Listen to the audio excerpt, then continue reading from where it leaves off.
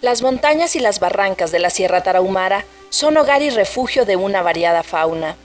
Encontramos mamíferos como el venado, el tlacuache, el lobo y el coyote, o animales salvajes como el gato montés, el ocelote o el puma americano.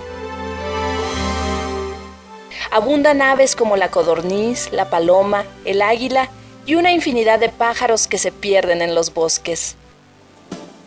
Las víboras, sobre todo las de cascabel, son muy comunes. No así el oso gris, que ha desaparecido de estos parajes. En las corrientes de los ríos nadan las truchas, los bagres y los pescados blancos. Muchos de estos animales se utilizan como alimento, sobre todo especies menores como el conejo, el chichimoco, la ardilla, el ratón y la tortuga. El venado, por ejemplo, es uno de los alimentos más preciados para las fiestas y ceremonias.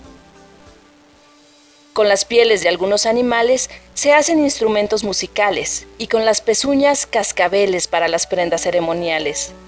Algunos reptiles sirven para elaborar remedios medicinales. Todo es parte de la naturaleza que Onorúame Ejerúame, Dios Padre Madre, les ha entregado.